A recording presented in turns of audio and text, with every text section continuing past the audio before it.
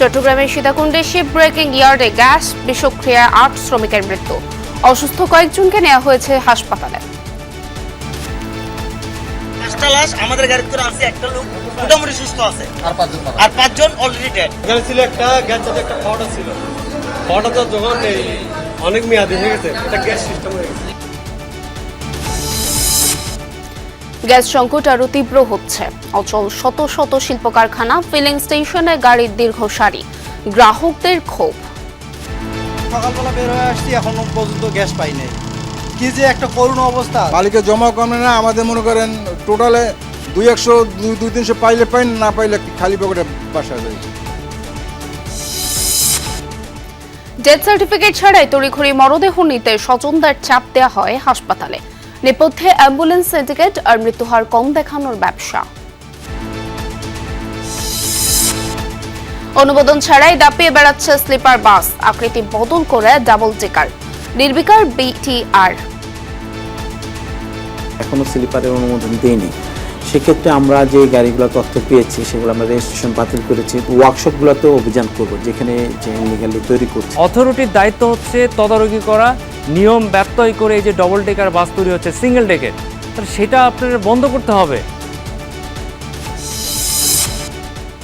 হামের প্রকোপ বাড়ছেই। 6 মাসে 890 জনের মৃত্যু। রাজধানীতে এসেছে কাঙ্ক্ষিত প্রাথমিক চিকিৎসাও পাচ্ছেন না ঢাকার বাইরের রোগীরা।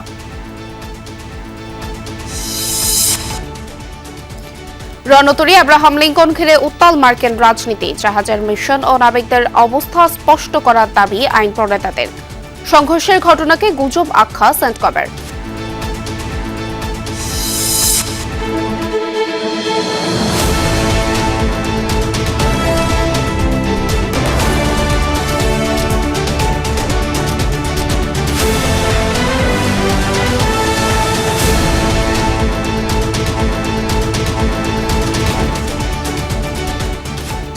আমন্ত্রণ দুপুরে বাংলাদেশে। আপনাদের সঙ্গে আছি আমি স্নিগ্ধ পূরবী, আর এতক্ষণ দেখছিলেন শিরোনাম।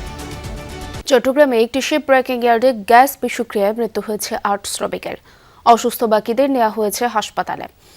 সকালে সীতাকুণ্ডের ভাটিয়াটিতে এই ঘটনা ঘটে। নিহতরা হলেন খোকন, রানা, নাসির, মনসুর আলম, সানি ও পলাশ। তারা সবাই শিপ ব্রেকিং ইয়ার্ডের শ্রমিক। প্রত্যক্ষদর্শীরা জানান, শিপ ব্রেকিং ইয়ার্ডে শ্রমিকরা তাদের কাজ করছিলেন। মেশিন দিয়ে গ্যাসের সিলিন্ডার কাটার সময় গ্যাসের বিষক্রিয়া অসুস্থ হয়ে পড়েন তারা। পরে দ্রুত উদ্ধার করে স্থানীয় হাসপাতালে নেওয়া ৮ জনকে মৃত ঘোষণা করেন চিকিৎসক।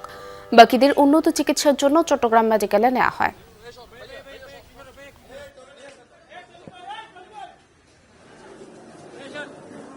পাঁচটা লাশ আমাদের গাড়িতে করে আছে, একটা লোক মোটামুটি সুস্থ আছে আর পাঁচজন অলরেডি ডেড। এখানে ছিল একটা গ্যাস যাতে একটা পাউডার ছিল, পাউডারটা যখন এই অনেক মেয়াদি হয়ে গেছে, এটা গ্যাস সিস্টেম হয়ে গেছে। তো এরা ওইখানে যে ওনারা কাটিং করার সময় ওইগুলা গ্যাস বাইর হওয়ার সাথে দর্শক, এ বিষয়ে আরো জানাতে চট্টগ্রাম মেডিকেল থেকে যোগ দিচ্ছেন সহকর্মী শহীদুল সুমন।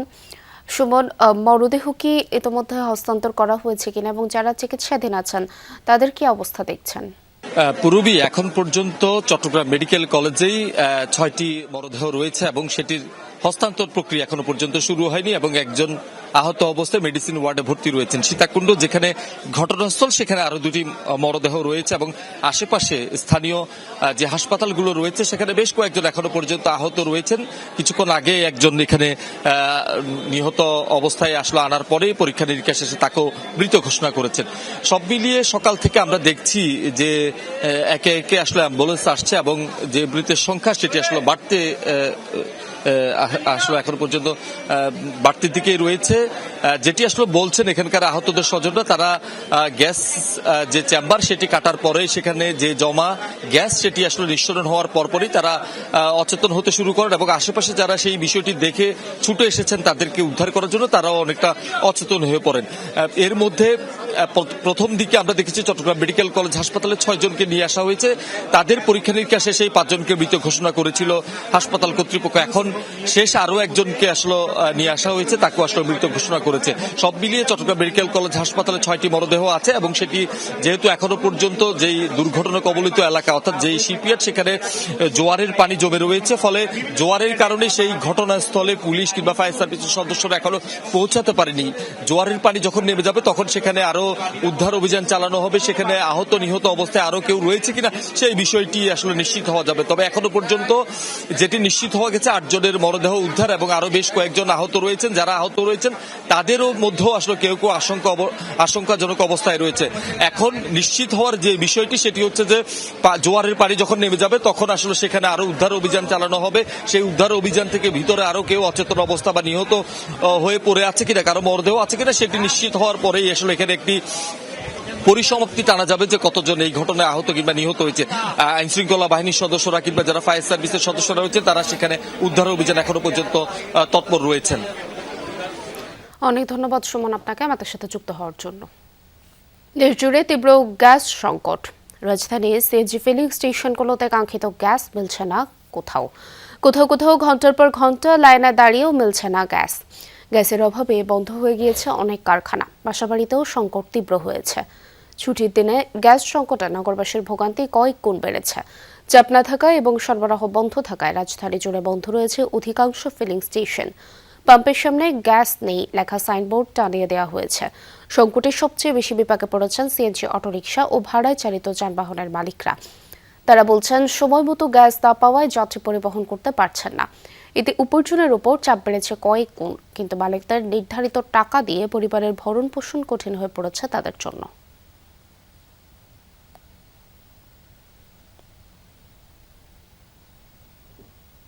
এই যে গ্যাস নিতে সকালবেলা বের হয়ে আসছি, এখনো পর্যন্ত গ্যাস পাই নাই। কি যে একটা করুণ অবস্থা। 300 টাকা 350 টাকার গ্যাস ঢুকার কথা, ওখানে গ্যাস ঢুকতেছে মাত্র 80 টাকা 90 টাকা।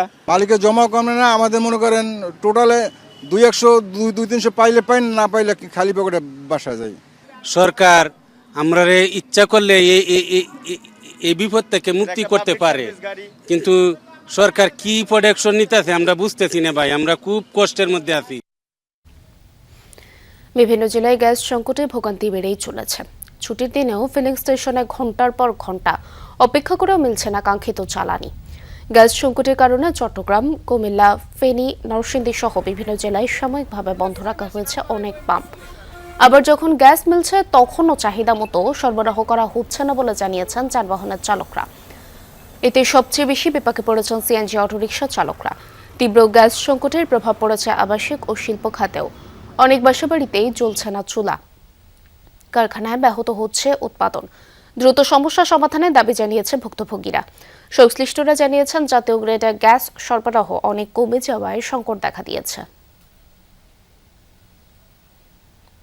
বাতিসা পাই নাই, মিয়া বাজার গেছে গ্যাস পাই নাই, জগন্নাথদিঘির পার গেছে গ্যাস পাই নাই, তারপরে আমি স্টার লাইন কাউন্টারে এখানে আসছি গ্যাস নাই।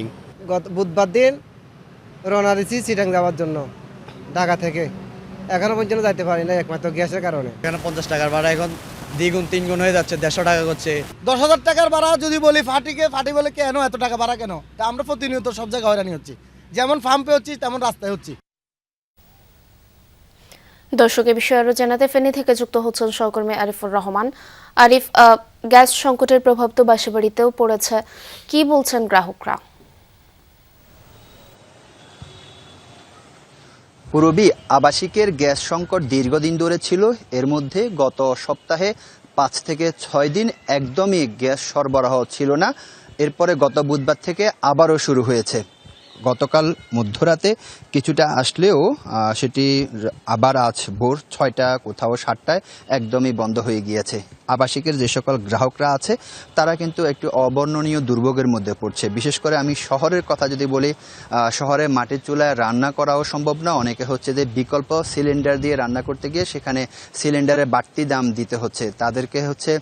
অন্যদিকে হচ্ছে যে এর বাইরে আমরা আপনাকে যদি পরিবহনের কথা যদি বলি, পরিবহনের একই অবস্থা। আমি সকাল থেকে বেশ কয়েকটি ফিলিং স্টেশনে গিয়েছি, সেখানে অসংখ্য চালক দাঁড়িয়ে আছে গাড়ি নিয়ে, তারা হচ্ছে গ্যাস পাচ্ছে না। তবে এই যে এভাবে বন্ধ করে রাখার কারণে আবাসিকের গ্রাহকরা যেমন ভোগান্তিতে পড়েছে, চালকরাও ভোগান্তিতে পড়েছে। তারা যে দাবিটি করছে, সরকার কিংবা কর্তৃপক্ষ কোনো ধরনের ঘোষণা ছাড়াই এভাবে বন্ধ করে দেওয়াতে ফিলিং স্টেশনে অনেকগুলা চালক আটকা পড়েছে। এর বাইরে হচ্ছে যে যারা এখানে গ্রাহক যারা আছে তারাও বলছে যে প্রতি মাসে সরকারকে তারা কিন্তু বিল দিচ্ছে, কিন্তু তাদের যে কাঙ্ক্ষিত কাঙ্ক্ষিত যে গ্যাস সেটি তারা পাচ্ছে না। এ নিয়ে তারা আসলে অনেকটা ক্ষুব্ধ। পাশাপাশি আপনাকে আরেকটি কথা বলে রাখি, সেটি হচ্ছে যে আপনি জানেন যে লোডশেডিং চলছে। লোডশেডিংয়ের কারণে হচ্ছে যে গ্যাসের যে বিকল্প হিসেবে ইলেকট্রনিক চুলায় যে রান্না করবে সেটিও তারা করতে পারছে না। পুরবি, অনেক ধন্যবাদ আপনাকে আমাদের সাথে যুক্ত হওয়ার জন্য। হাসপাতালে আনার পর মৃত্যু নিশ্চিত হলেও বেশিরভাগ ক্ষেত্রেই দেয়া হচ্ছে না ডেথ সার্টিফিকেট, বরং স্বজনদের দ্রুত মরদেহ নিয়ে চলে যেতে দেয়া হচ্ছে তাগাদা। এতে হারিয়ে যাচ্ছে হাসপাতালে আনার প্রমাণও। কেন এমন হচ্ছে? অনুসন্ধানে বেরিয়ে এসেছে চাঞ্চল্যকর কিছু তথ্য। রহিমের ক্যামেরায় মশিউর অনিকের রিপোর্ট।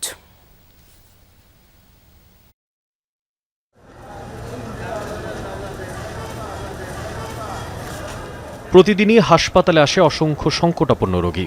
কেউ চিকিৎসা নিয়ে ফিরে যান, কারো কারো আর ফেরা হয় না। রাত ৩টা, হঠাৎ বুকে ব্যথা নিয়ে হাসপাতালে রোগী। ইমার্জেন্সির ডাক্তার ইসিজি করে মৃত্যু নিশ্চিত করলেন। এরপরই শুরু সিন্ডিকেটের তৎপরতা। অনুসরণ করি আমরা।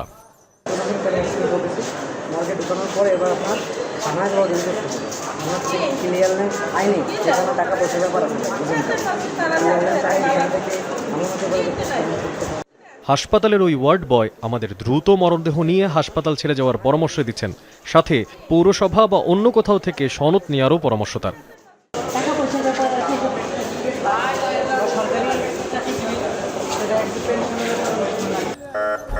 স্বজনদের বলা হয় সাথে নিতে পারবেন না হাসপাতালের কাগজপত্র। সার্টিফিকেট দেওয়া হয় নাই। যে কাগজটাতে আপনি সিগনেচার করেছেন সেই কাগজটা আপনাকে দিয়েছে? না, ওটা উনি রেখে দিয়েছে। ওইটাই তো ইসিজির কাগজ। উনি তো রেখে দিয়েছে ওটা। অর্থাৎ হাসপাতালে আনার কোনো আনুষ্ঠানিক রেকর্ড রোগীর স্বজনদের হাতে থাকবে না। কি জবাব হাসপাতাল ইমার্জেন্সির? জানে না, কিন্তু একটা ছবি দিতে বললে আমাদের টাইম নেই। তাহলে আমরা বলবো যে হাসপাতালে আনা হয়নি। এবার সাংবাদিক পরিচয় জানতে চাই, কেন দেওয়া হয় না কোনো কাগজপত্র? ডেথ সার্টিফিকেট মানে অটোপসি দেওয়া, সেই অটোপসিটা আপনাকে পুলিশ ক্লিয়ারেন্স দিয়ে নিতে হবে। এই কথাটাই তো আপনাকে বলেছি। আপনি বললেন যে ডেথ সার্টিফিকেট ছাড়া নেওয়া যাবে, কিন্তু কোনো কাগজপত্র দেওয়া যাবে না। কেন বলেন তো? এটা পরিচালক সাহেবের যা আমাদের স্যাররা যা বলছে তাই আমরা। এক কিশোরী গলায় ফাঁসি দিয়ে আত্মহত্যা করেছে, পুলিশ কেসও আছে। তারপরেও আইনি পদক্ষেপ ছাড়াই পরিবারের কাছে হ্যান্ডওভার করা হচ্ছিল মরদেহ। আপনার এই কাগজটা একটু দেখতে পারি? এটা তো পুলিশ কেস, তাই না? পুলিশ কেস এখন কিভাবে বলবো? আপনি তো এখানে লিখছেন পুলিশ কেস। এটা কি সমস্যা ছিল? ওই যে হিঙ্গি ফাঁসি দেওয়া, তাই না? তাহলে এই পাশে এটা কেন দিলেন? এটা ভুল হয়েছে। এটা ভুল হয়েছে। কি লেখা ছিল এখানে? আমি আমার স্বজনের মৃতদেহ কোনো প্রকার সনদপত্র এবং ময়নাতদন্ত ছাড়া ফেরত যেতে চাই। এতে কোনো সমস্যা হলে হাসপাতাল কর্তৃপক্ষ দায়ী থাকবে না। পুলিশ আসবে, পুলিশ আসার পর যদি মনে করে যে উনি লাশটা ছেড়ে দিবে, ছাড়বে, না হলে আপনার এটা কিন্তু অটোপসি হবে। এটা ওনাকে বলা হয়। তো যখন এটা বলা হয়, ম্যাক্সিমাম পার্টি বলে কি যে ভাই আমার এই ঝামেলায় দরকার নেই, আমাকে লাশ ছেড়ে দেন। অভিযোগ আছে তড়িঘড়ি করে মরদেহ বের করায় স্টাফদের পাশাপাশি ভূমিকা রাখে অ্যাম্বুলেন্স সিন্ডিকেট। তাদের টার্গেট থাকে দ্রুত কে কত বেশি মরদেহ পরিবহন ও তা থেকে আয় করতে পারল। অন্যদিকে নথিতে নাম না থাকায় মৃতের হার বা ডেথ রেট কম দেখাতে পারে হাসপাতাল কর্তৃপক্ষ। ওরাও হসপিটালের সাথে কন্ট্যাক্ট করে নেয় বা করে নেয়। ওরা 20,000 আনে না, 10,000 আনে না, 5,000 আনে না, 15,000 আনে, সেটা তো আমরা জানি না। এটা ওদের বিজনেস। মানে এখানে এরকম একটা সিন্ডিকেট হয় এটা জানি। হাসপাতাল আনার পর মৃত্যু নিশ্চিত হলে ডেথ সার্টিফিকেট ছাড়া হাসপাতাল ত্যাগের কোনো সুযোগ নেই বলছে স্বাস্থ্য বিভাগ। যদি ওই টিকিট ছাড়া তাকে এমনি মৌখিকভাবে বলে ছেড়ে দিলেন, এটির সুযোগ নেই। যদি উনি কোনো ক্লু পান, ডেথের কারণ লিখবেন, আর নাহলে উনি ব্রড ডেট হিসেবেই উনি ওনার ওই টিকিটের উপরেই উনি এটা সত্যায়ন করে দিবেন কিংবা উনি লিখে দিবেন। মেডিকেল এথিক্সে তরুণ ডাক্তারদের যে পদ্ধতিগুলো শেখানো হয় তারই কিছু কিছু বাস্তবায়ন করা সম্ভব হয় না হাসপাতালগুলোতে। প্রশ্ন হচ্ছে, এই নিয়মের ফাঁকে যদি কোনো অপরাধী অপরাধ করে বের হয়ে যায়, তবে তার দায় কিছুটা হলেও কি হাসপাতাল কর্তৃপক্ষের ওপরে বর্তায় না? মশিউর অনিক, যমুনা নিউজ, ঢাকা। সিলেটে ওভারটেক করতে গিয়ে ভয়াবহ দুর্ঘটনা ঘটায় বেঙ্গল পরিবহনের একটি বেপরোয়া ডাবল ডেকার স্লিপার বাস। অনুসন্ধান বলছে মধ্যম সারির মোটরযান হিসেবে বিআরটিএ থেকে রেজিস্ট্রেশন দিয়ে আকৃতি বদলে তৈরি করা হয় এই ভারী ডাবল ডেকার বাস। সাধারণ বাসের বডি কেটে উপর নিচ 2 তলা কেবিন করায় গাড়ির ভরকেন্দ্র সরে যায়। ফলে হাইওয়েতে উচ্চ গতিতে চলার সময় নিয়ন্ত্রণ হারায় চালক। বিআরটিএ বলছে দেশের স্লিপার বাসের কোনো অনুমতি নেই, তথ্য পেলে ব্যবস্থা নেন তারা। আর যোগাযোগ বিশেষজ্ঞরা বলছেন শুধু রেজিস্ট্রেশন দিয়ে দায় এড়িয়ে যাচ্ছে সড়ক পরিবহন কর্তৃপক্ষ। আরও জানাচ্ছেন তানভীর সিদ্দিক টিপু। ঢাকা সিলেট মহাসড়ক 7 আগস্ট সকালে সিলেট থেকে যাত্রী বোঝাই ইউনিক পরিবহন ঢাকায় ফিরছিল। হঠাৎ বিপরীত দিক থেকে ছুটে আসা বেঙ্গল পরিবহনের বেপরোয়া স্লিপার বাসের ধাক্কা। একটি পিকআপ ভ্যানকে ওভারটেক করার মূল্য দিতে ঝরে গেল 9টি তাজা প্রাণ। বেঙ্গল পরিবহনের এই ডাবল ডেকার বাসটি 3 মাস আগে বিআরটিএ থেকে রেজিস্ট্রেশন নেয় মধ্যম সারির মোটরযান হিসেবে, অর্থাৎ যাত্রী মালামাল সহ মোটরযানটির সর্বোচ্চ ওজন হওয়ার কথা 7.5 থেকে 12 টনের মধ্যে। কিন্তু বাসটির আকারে বিকৃতি ঘটিয়ে তৈরি করা হয় ডাবল ডেকার স্লিপার বাস। একটি সাধারণ মানের ডাবল ডেকার স্লিপার বাসের ওজন হয় ভারসহ 16 থেকে 19 টন বা তারও বেশি। যোগাযোগ বিশেষজ্ঞদের মতে বাসের ভারী যন্ত্রাংশ থাকে নিচের দিকে, ভরকেন্দ্র রাখা হয় মাটির কাছাকাছি। সাধারণ বাস কেটে উপর নিচ 2 তলা কেবিন তৈরি করায় উপরের বার্থে থাকা যাত্রী ও মালামালের কারণে বাসের সামগ্রিক ভরকেন্দ্র অনেক উপরে উঠে যায়। সামান্য বাঁক নিলেই উপরের অংশ নিচের চ্যাসিসের তুলনায় বেশি হেলে পড়ে। এই অবস্থায় বাসটি আর চালকের নিয়ন্ত্রণে থাকে না। সড়ক পরিবহন আইন 2018 অনুযায়ী রেজিস্ট্রেশন নেয়ার পর মোটরযানে কোনো পরিবর্তন আনতে হলে আবার বিআরটিএ থেকে অনুমোদন নিতে হয়। নির্ধারিত মডেলের বাইরে গিয়ে মোটরযানের আকারে পরিবর্তন আনলে আছে 1 থেকে 3 বছর পর্যন্ত কারাদণ্ডের বিধান। ঘটনার একদিন পর বাস দুটির রেজিস্ট্রেশন বাতিল করে সড়ক পরিবহন কর্তৃপক্ষ বিআরটিএ। প্রতিষ্ঠানটি বলছে দেশে এখনও স্লিপার বাসের কোনো অনুমতি দেওয়া হয়নি, তাহলে রাস্তায় হাজারের বেশি স্লিপার বাস চলছে কিভাবে? আমাদের এখান থেকে সিঙ্গেল টেকার যেটা নর্মাল বাস হিসাবে রেজিস্ট্রেশন করেছে, আমরা অভিযোগ পেয়েছি যে পরবর্তীতে তারা এটা বডিটাকে চেঞ্জ করে ডাবল টেকার করেছে, প্লাস ডাবল টেকার না স্লিপারও বানিয়ে ফেলেছে। এখনও স্লিপারের অনুমোদন দেয়নি। সেক্ষেত্রে আমরা যে গাড়িগুলো তথ্য পেয়েছি সেগুলো আমরা রেজিস্ট্রেশন বাতিল করেছি। ওয়ার্কশপগুলোতেও অভিযান করব যেখানে যে ইনলিগালি তৈরি করছে। এদিকে বাংলাদেশ স্লিপার এসি বাস মালিক সমিতির ভাষ্য, যাত্রীদের আরামায়েশের কথা ভেবেই এই সার্ভিস পরিচালিত হচ্ছে। আইনি লড়াইয়ে স্লিপার বাসের বৈধতা পাবেন এমন আশাও তাদের। যাত্রীরা আরামায়েশে জার্নি করছে, অবৈধ বলার আমি কোনো সুযোগ দেখি না। খন্দকার আব্দুল্লাহ সাহেব আবেদন করছে, ওনার আবেদনের প্রেক্ষিতে তখনকার গভর্নমেন্ট এটা বন্ধ করছে। আমরা আলোচনা করতেছি, এই সরকার এটা অনুমতি দিয়ে দেবে ইনশাআল্লাহ, আমরা আশা করি। হাইওয়ে পুলিশ বলছে কোন গাড়িগুলো অবৈধ তা বিআরটিএ থেকে অবহিত করলে ব্যবস্থা নেবেন তারা।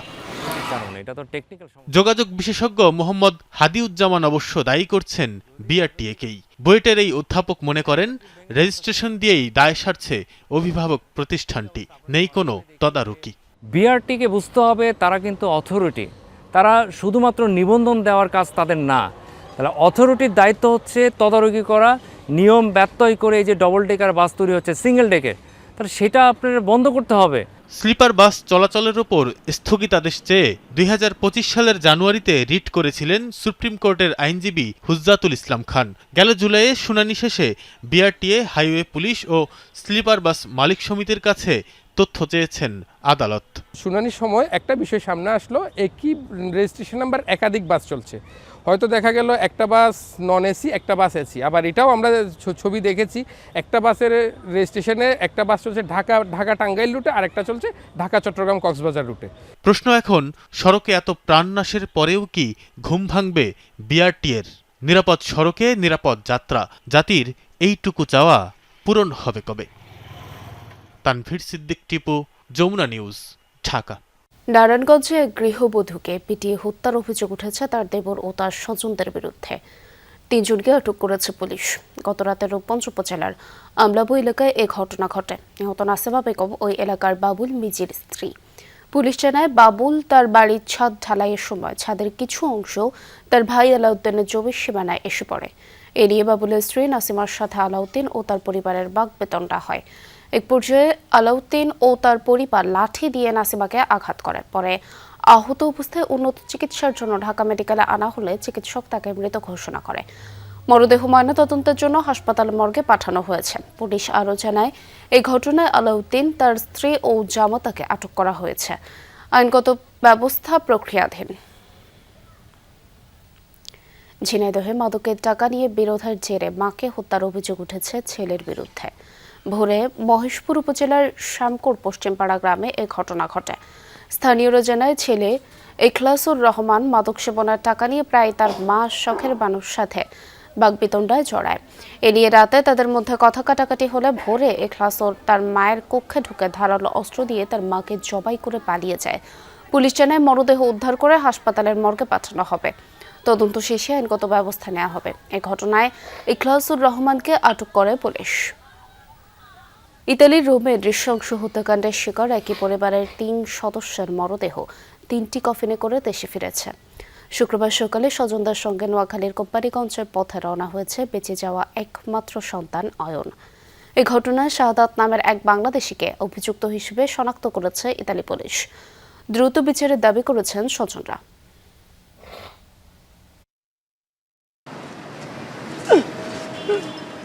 নতুন জীবনের স্বপ্ন নিয়ে ইতালিতে পাড়ি দিয়েছিল পরিবারটি, কিন্তু রোমে এক রাতেই সব শেষ। গত ২৬ জুন নিজ বাসায় নৃশংস হামলায় নিহত হন অয়নের বাবা, মা ও ছোট বোন। গুরুতর আহত অবস্থায় প্রাণে বেঁচে যান অয়ন। সেই রাতের ভয়াবহ স্মৃতি নিয়েই শুক্রবার সকালে ঢাকায় ফিরেছেন অয়ন।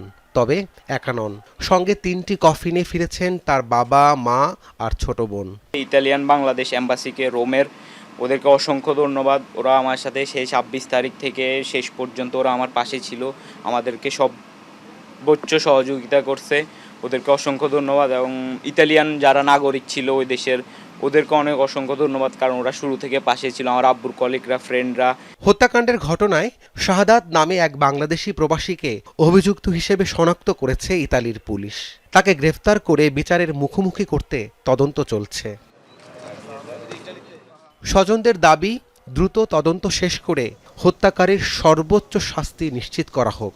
উনি ওরও বলছে যে তোর আব্বু আম্মু ঝগড়া লাগিয়ে তুই আয়, আর মেসেজ আর হেসে তো নামালে বলছে এটা মারি গেলাম, মারি গেলে তো সে নিশান, তাইলে হেতারা নিজের কে মাইকে কারা বলতে পারবে না। ওই নাতিটা এখন দেখছে, এখন হেতার প্রকার হয়ে গেছে। আমাদের মানে সব পর্যায়ে ওরা কমিউনিকেশন করছে এবং থানা খোঁজখবর নিচ্ছে। ঢাকার গোয়েন্দা বিভাগও আই থিঙ্ক ওদের সাথে কাজ করছে। তো ওরা ওদের মতো করে খুব ভালো কাজ করছে। আমরা মোটামুটি ইটালিয়ান পুলিশের কাজেও আমরা স্যাটিসফাইড। হয়তো আসামি ওরা ধরতে পারেনি, কিন্তু ওরা ভালো কাজ করছে, এটা আমরা বুঝতে পারছি। ঢাকা থেকে মরদেহ 3টি নোয়াখালীর কোম্পানিগঞ্জে নিজ গ্রামে নিয়ে দাফন করা হবে। রাব্বি সিদ্দিকী, যমুনা নিউজ, ঢাকা।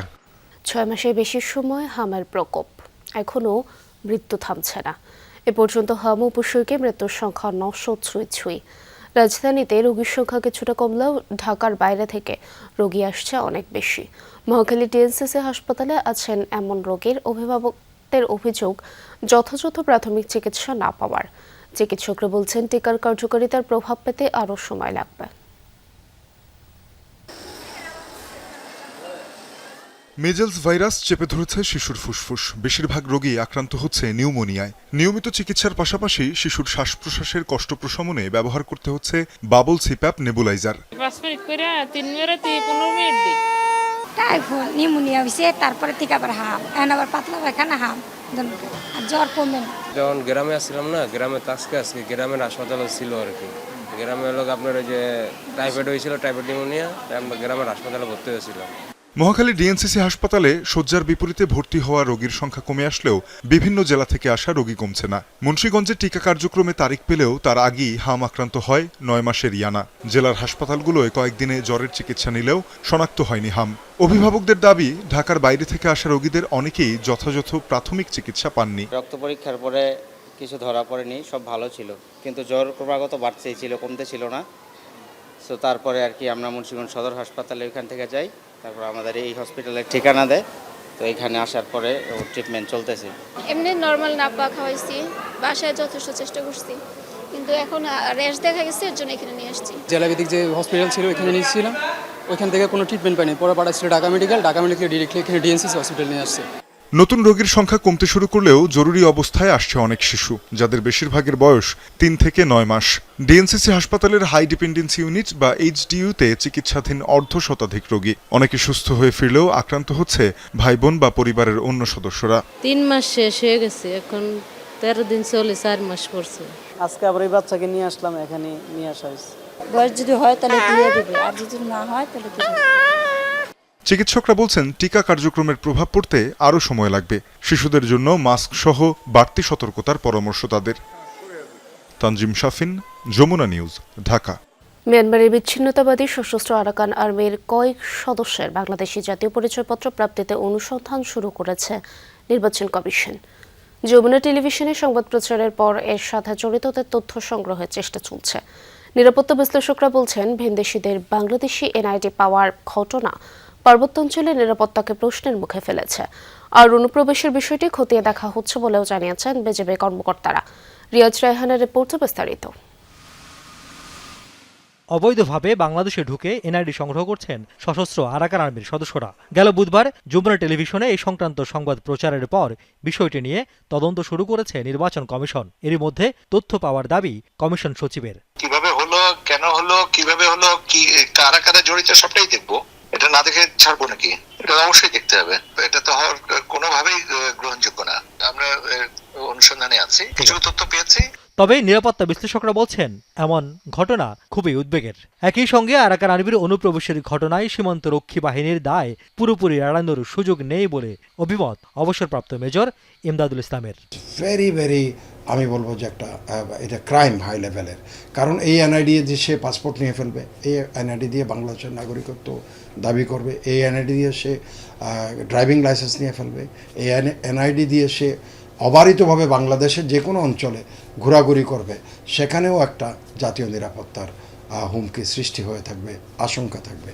তাদেরকে নজরদারি শুধু বাড়ানোর মাধ্যমে তাদের কাছ থেকে জানতে হবে তারা কিভাবে এই এনআইডিগুলো সংগ্রহ করে, কারা এর পেছনে আছে, কারা ইন্ধন দিচ্ছে। এটা এমন না যে হুট করে একজন আরাকানের লোক এখানে আসছে একটা এনআইডি দেওয়ার জন্য। বান্দরবানের থানচি থেকে মিয়ানমার সীমান্ত পর্যন্ত অন্তত 5টি বিওপি রয়েছে বিজিবির। এর মধ্যে মদক ও রিমাক্রি এলাকায় একসময় আরাকান আর্মির অবাধ যাতায়াত ছিল বলে অভিযোগ আছে। বিজিবি কর্মকর্তারা বলছেন, তারা নজরদারি বাড়িয়েছেন। এই তথ্যটি আমার কাছে আপনার নতুন এসছে। এটা আমি ইনভেস্টিগেট করে দেখি যে বিষয়টা সঠিক কিনা। যদি সঠিক হয় এটা অবশ্যই এটা কনসার্নের বিষয় এবং এটা প্রয়োজনীয় ব্যবস্থা গ্রহণ করা হবে। পার্বত্যাঞ্চল হওয়ায় মিয়ানমার সীমান্তে প্রযুক্তিগত সক্ষমতা আরও বৃদ্ধির চেষ্টা চলছে বলেও জানান এই বিজিবি কর্মকর্তা। পোরাস বর্ডার হওয়ার কারণেই কিন্তু বিভিন্ন সময়ে দেখা যাচ্ছে যে বিভিন্ন নন স্টেট অ্যাক্টরগুলো এই পাশে চলে আসছে, ও পাশে চলে আসছে। রিয়াজ রায়হান, যমুনা নিউজ, ঢাকা। দক্ষিণ সুদান ও আবিতে জাতিসংঘ শান্তিরক্ষা মিশন এলাকা পরিদর্শন শেষে রাতে দেশে ফিরেছেন সেনাপ্রধান জেনারেল ওয়াকারুজ্জামান। 5 দিনের সরকারি সফরে তিনি বাংলাদেশি শান্তিরক্ষীদের দায়িত্ব পালনের বিষয়ে দিক নির্দেশনা দেন। পাশাপাশি জাতিসংঘের ঊর্ধ্বতন কর্মকর্তাদের সঙ্গে মিশনের নিরাপত্তা পরিস্থিতি ও আভিযানিক চ্যালেঞ্জ নিয়ে মতবিনিময় করেন। সফরকালে সেনাবাহিনীর প্রধান দক্ষিণ সুদানে মোতায়েনরত বাংলাদেশ সেনাবাহিনীর ইঞ্জিনিয়ার কোম্পানি পদাতিক ব্যাটালিয়ন ও বাংলাদেশ নৌবাহিনীর ফোর্স মেরিন ইউনিট পরিদর্শন করেন। এছাড়া আবিতে বাংলাদেশ সেনাবাহিনীর পদাতিক ব্যাটালিয়ন পরিদর্শন করে শান্তিরক্ষীদের সর্বোচ্চ সতর্কতা, পেশাদারিত্ব, শৃঙ্খলা ও নিষ্ঠার সঙ্গে দায়িত্ব পালনের নির্দেশনা দেন। সফরকালে সেনাপ্রধান বেশ কয়েকটি সৌজন্য সাক্ষাৎ করেন।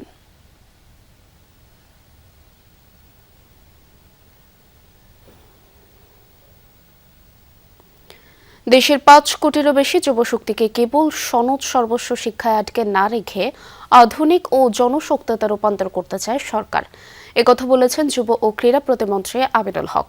রাজধানীতে ছায়া সংসদ বিতর্ক প্রতিযোগিতায় তিনি বলেন, যুব সমাজকে দক্ষ করে গড়ে তোলা হবে যেন পরিবার ও দেশের পাশে দাঁড়াতে পারে।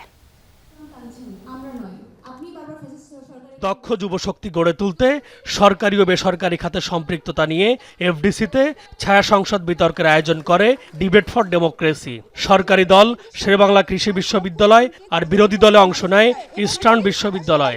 100% চাকরি দিবে বিষয়টা এরকম নয়, কেউ কেউ উদ্যোক্তা হবে, কেউ কেউ নিজেই কর্মসংস্থান তৈরি করবে। আয়োজনে প্রধান অতিথি যুব ক্রীড়া প্রতিমন্ত্রী আমিনুল হক বলেন, ভবিষ্যতের বাংলাদেশ গড়তে 5 কোটি যুবশক্তির দিকে তাকিয়ে সরকার এমনভাবে গড়ে তুলতে চাই আমাদের যুব এবং যুব নারীদেরকে, তারা সত্যিকার অর্থেই যাতে দক্ষতা অর্জন করে, তারা যাতে তাদের কর্মসংস্থান নিশ্চিত করে, তারা যাতে তার নিজের পরিবার এবং তার নিজেকে যাতে স্বাবলম্বী করতে পারে। পড়াশোনার পরে শুধু ডাক্তার ইঞ্জিনিয়ার হবে না, পড়াশোনা করেও খেলোয়াড় হিসেবে প্রতিষ্ঠিত হতে পারে, সেই বিষয়গুলো আমরা নিশ্চিত করার চেষ্টা করছি। Debate for democracy chairman Hasan Ahmed Chowdhury Kiron IT পার্কগুলোকে কাজে লাগাতে সরকারের প্রতি আহ্বান জানান।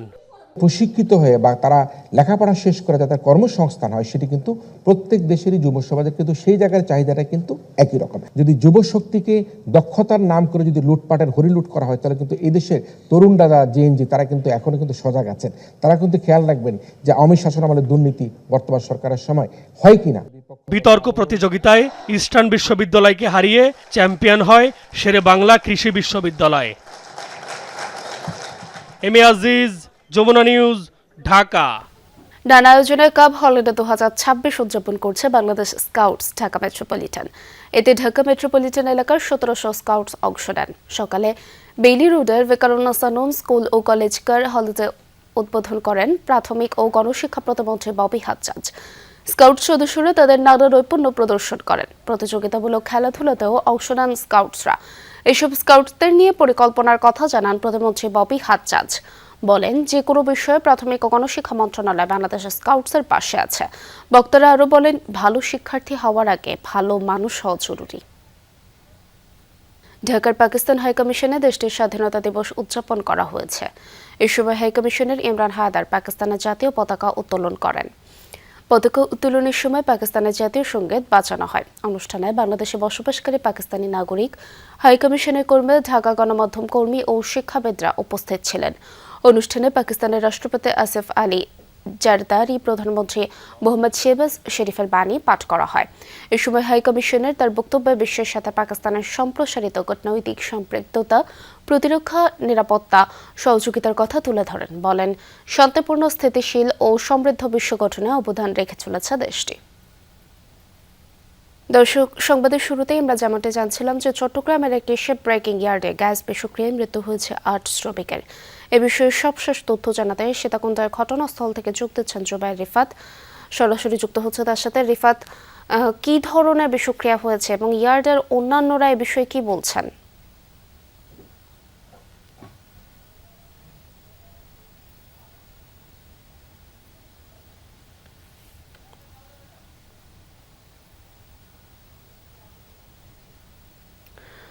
দর্শক, রিফাতের সাথে আমরা পরবর্তীতে আবারও যুক্ত হওয়ার চেষ্টা করব। শিখ ধর্মাবলম্বীদের বিক্ষোভের জেরে উত্তেজনা ছড়িয়েছে ভারতের হরিয়ানা রাজ্যের আম্বালায়। বৃহস্পতিবার অমৃতসর দিল্লি মহাসড়ক অবরোধ করে বিক্ষোভ করেন বিপুল সংখ্যক শিখ ধর্মাবলম্বী। গত সপ্তাহে গুরু পরব উৎসবের সময় পাঞ্চখরা সাহেব গুরুদ্বারে ভক্তদের উপর গাড়ি উঠিয়ে দেওয়ার অভিযোগে অভিযুক্ত গুরসিমরন সিং মাঞ্জার বিরুদ্ধে মামলা দায়েরের দাবিতে এই বিক্ষোভ। আন্দোলনকারীদের দাবি, অভিযুক্তদের বিরুদ্ধে যথাযথ ব্যবস্থা নিতে ব্যর্থ প্রশাসন। এ সময় কয়েক ঘন্টা বন্ধ থাকে যান চলাচল। মহাসড়ক খুলতে গেলে পুলিশের সঙ্গে বিক্ষোভকারীদের সংঘর্ষ বাধে। এতে আহত হন কমপক্ষে 7 পুলিশ ও বেশ কয়েকজন বিক্ষোভকারী। পরিস্থিতি নিয়ন্ত্রণে পুলিশ টিয়ার গ্যাস ছোড়ে।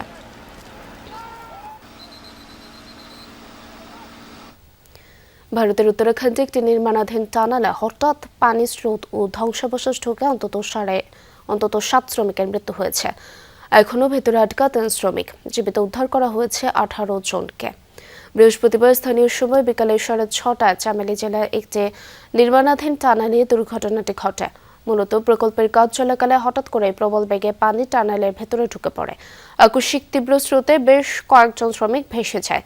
দুর্ঘটনার সময় টানেলটিতে 28 জন শ্রমিক কাজ করছিলেন বলে জানা গিয়েছে।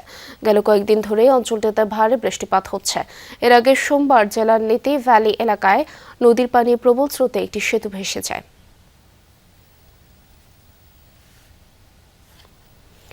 দখলদারদের একের পর এক হামলায় আবারও রণক্ষেত্র দখলকৃত পশ্চিম তীর। রীতিমতো অবরুদ্ধ করে রাখা হয়েছে একটি গ্রামের বাসিন্দাদের।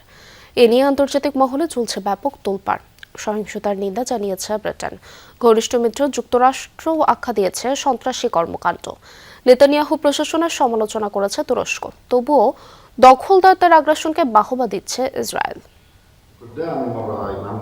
ফিলিস্তিনিদের বাড়ি দখল করে প্রার্থনায় ইসরায়েলি সেনা ও দখলদাররা। এই দৃশ্য পশ্চিম তীরের কুসরা গ্রামের, যেখানে গেল কয়েকদিন ধরেই ফিলিস্তিনিদের নিজ বাসাবাড়িতে অবরুদ্ধ করে রেখেছে দখলদাররা। অন্তত 16টি বাড়ি দখল করে বানানো হয়েছে সামরিক ব্যারাক। ভাইরাল হওয়া আরেক সিসিটিভি ফুটেজে দেখা যায় একই গ্রামে ফিলিস্তিনিদের বাড়িতে যাওয়ার রাস্তা পাথর দিয়ে আটকে দিচ্ছে ইসরায়েলি সেটেলাররা। বাধা দিলে এক পর্যায়ে গ্রামবাসীদের সঙ্গে সংঘর্ষে জড়ায় সেনা ও দখলদাররা। এমন পরিস্থিতিতে গেল কয়দিনে পশ্চিম তীর জুড়ে জোরালো অভিযান চালাচ্ছে আইডিএফ। কালকিলিয়া, ফারকা সহ কয়েকটি গ্রামে বাড়ি বাড়ি গিয়ে চালানো হচ্ছে তল্লাশি। সন্দেহ হলেই গুড়িয়ে দেওয়া হচ্ছে স্থাপনা। এসব ঘটনার জেরে পশ্চিম তীরে ফিলিস্তিনি বেসামরিকদের নিরাপত্তা ও ইসরায়েলি বসতি সম্প্রসারণ নিয়ে আন্তর্জাতিক মহলে আবারও উদ্বেগ তৈরি হয়েছে। সহিংসতার নিন্দা জানিয়েছে যুক্তরাজ্য। দেশটির মধ্যপ্রাচ্য, আফগানিস্তান ও পাকিস্তান বিষয়ক মন্ত্রী স্টিফেন ডাউটি সামাজিক যোগাযোগ মাধ্যমে দেয়া এক পোস্টে এ ঘটনার প্রতিবাদ জানান। বিশেষত কুসরা গ্রামে ফিলিস্তিনিদের ওপর চালানো সহিংসতাকে ভয়াবহ বলে উল্লেখ করেন তিনি। গাজার মর্মান্তিক বিষয়গুলো কিভাবে সমাধান করা যায় তা নিয়ে একটি বিশেষ অধিবেশন হয়েছিল। আমরা দেখেছি যে নেতানিয়াহু ও তার সরকার এমন সব নীতি ক্রমশ বাড়িয়ে তুলছে যা মানবিক মর্যাদাকে পদদলিত করে। তেল আবিব এমন কাজ করছে যা কার্যত সমগ্র আন্তর্জাতিক সম্প্রদায়কে উস্কে দিচ্ছে। পশ্চিম তীরের নাবলুসে ফিলিস্তিনিদের ওপর অবৈধ বসতি স্থাপনকারীদের অবরোধকে ভয়াবহ সন্ত্রাসী কর্মকাণ্ড হিসাবে আখ্যা দিয়েছেন ইসরায়েলে নিযুক্ত মার্কিন রাষ্ট্রদূত মাইক হাকাবি। এতেও সুর নরম হয়নি ইসরায়েলের, উল্টো দখলদারিত্বকে প্রশ্রয় দিলেন প্রতিরক্ষা মন্ত্রী। এটাই ইসরায়েলের ভূমি, আমরা এখানে চিরদিন থাকব। অনেক সরকার দেখেছি, কিন্তু এখনকার মতো বসতি স্থাপনের এমন শক্তিশালী গতি কখনো দেখিনি। এত অল্প সময়ে শতাধিক বসতি স্থাপনের সিদ্ধান্ত নিতে দেখিনি। জায়নবাদের আগমন এবং ভূমি দখল করা একটি চমৎকার ব্যাপার। এদিকে গাজার ভবিষ্যৎ রূপরেখা সম্পর্কে আলোচনার জন্য আগামী সপ্তাহে ইসরায়েল ও মিশর সফরের পরিকল্পনা করছেন মার্কিন প্রেসিডেন্ট ডোনাল্ড ট্রাম্পের জামাতা জ্যারেড কুশনার। সঙ্গে থাকবেন সাবেক গাজা বোর্ড অব পিসের এক্সিকিউটিভ টনি ব্লেয়ার এবং জাতিসংঘের সাবেক দূত ও বর্তমানে গাজার উচ্চ প্রতিনিধি হিসেবে কর্মরত নিকোলাই ম্লাদেনভ। অনিক রহমান, যমুনা নিউজ।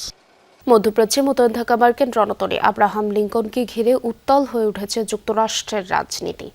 রণতরীতে মিশনের বিস্তারিত এবং সেখানকার নাবিকদের অবস্থান স্পষ্ট করার দাবি জানিয়েছে মার্কিন রাজনীতিকরা। এমনকি এই ইস্যুতে মার্কিন প্রতিরক্ষা মন্ত্রী পিট হেগসেথের পদত্যাগের দাবিও উঠেছে।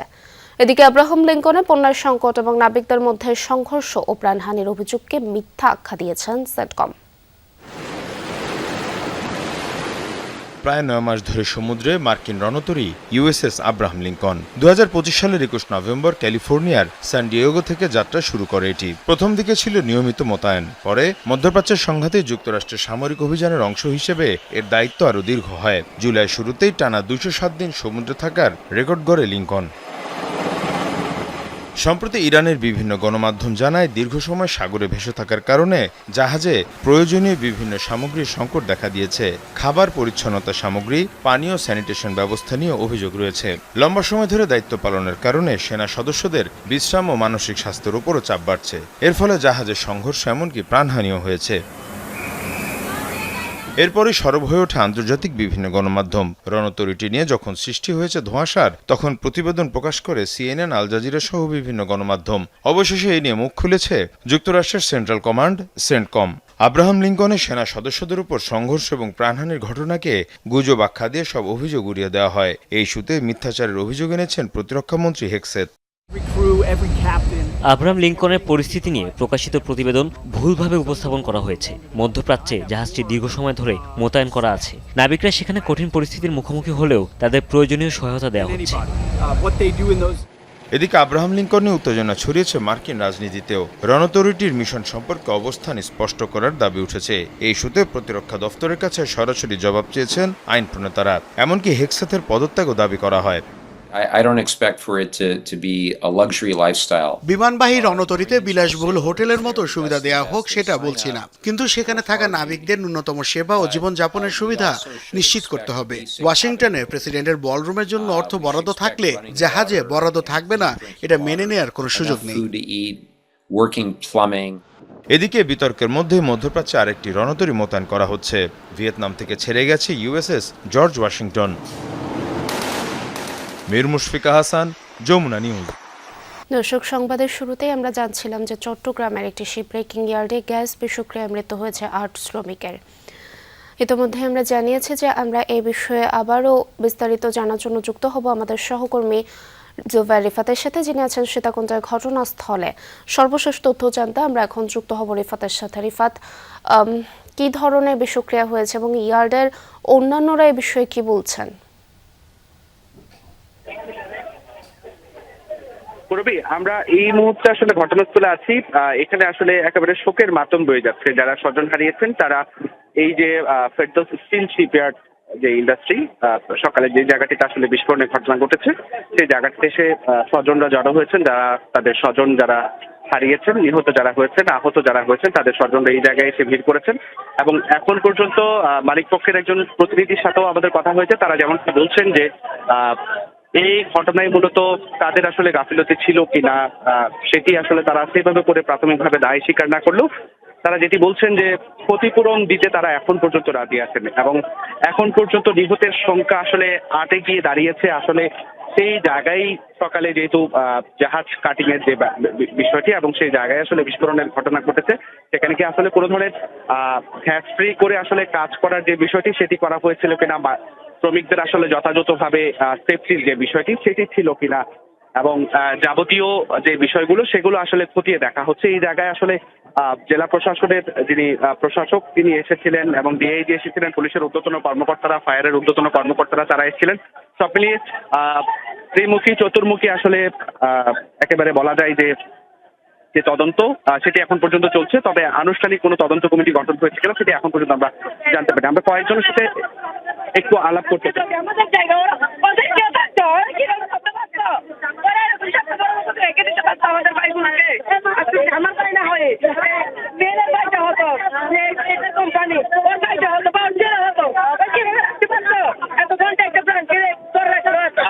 আপনাদের এখন দাবি কি?